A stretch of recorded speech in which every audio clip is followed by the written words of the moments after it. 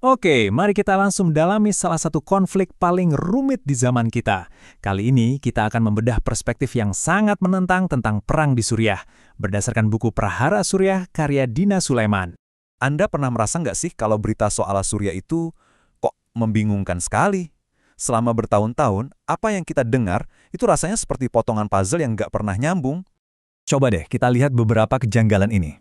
Katanya kelompok oposisi anti-Israel, tapi kok mereka melawan Assad yang juga jelas-jelas anti-Israel? Katanya ini perang agama, tapi pemerintahnya sekuler.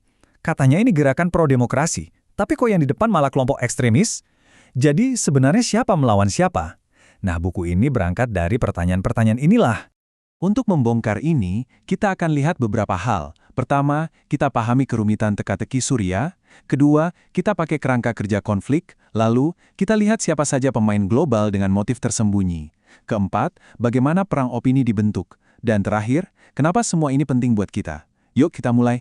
Menurut buku ini, kalau kita mau paham apa yang sebenarnya terjadi di Suriah, kita nggak bisa cuma baca judul berita. Kita perlu mundur sedikit dan menggunakan sebuah model untuk membedah konflik. Nah, dalam teori konflik, ada 4 faktor penting. Coba bayangkan gunung es. Yang sering kita lihat di media itu adalah pemicunya, puncak gunung es. Tapi di bawah permukaan air ada akar masalah yang jauh lebih besar dan dalam. Kalau kita hanya fokus pada pemicunya, kita tidak akan pernah bisa menyelesaikan masalahnya. Dan disinilah poin kuncinya. Menurut sumber yang kita bahas ini, isu sektarianisme, yaitu ketegangan antara Sunni dan Alawi, itu hanyalah korek api yang dipakai untuk menyulut api. Isu itu dijadikan pemicu, padahal akar masalah sesungguhnya jauh lebih dalam dari itu. Oke, sekarang kita akan masuk lebih dalam. Kita akan coba ikuti jejak uang dan pengaruh untuk melihat sebuah gambaran yang mungkin sangat berbeda dari yang selama ini kita tahu tentang asal-usul konflik ini. Jadi, pertanyaan besarnya sekarang adalah, kalau ini bukan murni soal agama atau sektarianisme, lalu apa dong akar masalahnya? Fokusnya kini bergeser dari isu agama ke geopolitik. Dan jawabannya, menurut analisis dalam buku ini, adalah sesuatu yang sangat pragmatis. Uang dan kekuasaan. Ini adalah perang proksi untuk memperebutkan kontrol atas jalur pipa energi masa depan menuju Eropa. Lihat deh, di sini ada 2 proyek pipa gas raksasa yang saling bersaing. Satu jalur Iran, Irak, Suriah yang didukung oleh Rusia dan Tiongkok.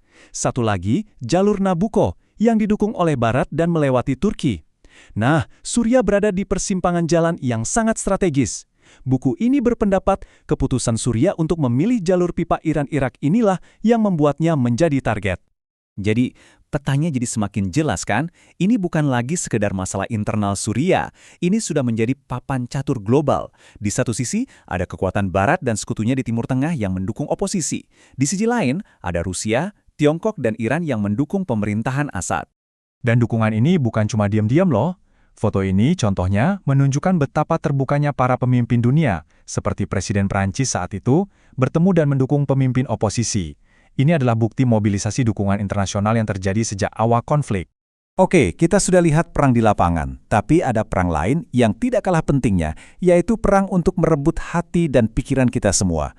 Perang narasi. Di sini kita bisa lihat ada 2 versi cerita yang 180 derajat berbeda.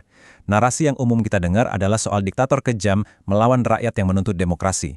Tapi, narasi tandingan dari sumber kita mengatakan, tunggu dulu, sejak awal sudah ada provokasi kekerasan dari militan yang didukung asing. Nah, inilah yang disebut perang opini. Buku ini juga menyoroti peran media. Ada kritik terhadap media-media besar yang sering melaporkan berita dari sumber-sumber aktivis tanpa bisa memverifikasinya sendiri dengan alasan akses dibatasi.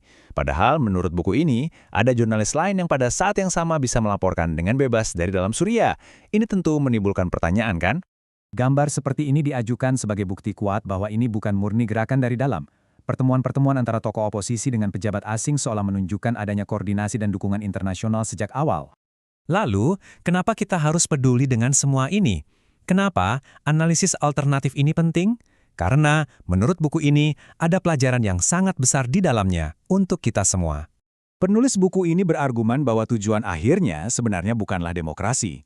Logikanya begini, jika tujuannya adalah reformasi atau demokrasi, mengapa semua tawaran dialog selalu ditolak oleh pihak oposisi? Mengapa satu-satunya tuntutan adalah Assad harus mundur? Argumennya adalah, tujuan sebenarnya adalah untuk memecah Suriah menjadi negara-negara kecil yang lemah dan mudah dikontrol. Dan di tengah semua percaturan geopolitik ini, jangan pernah kita lupakan, ada harga yang harus dibayar. Dan harga itu dibayar oleh rakyat Suriah. Jutaan orang kehilangan tempat tinggal, keluarga, dan masa depan mereka. Kutipan dari kata pengantar buku ini rasanya sangat mengena. Apa yang terjadi di Suriah dilihat sebagai sebuah kisah peringatan yang tragis tentang betapa berbahayanya campur tangan asing dan bagaimana perpecahan internal bisa dieksploitasi untuk kepentingan pihak luar. Pada akhirnya, perspektif ini meninggalkan kita dengan satu pertanyaan penting.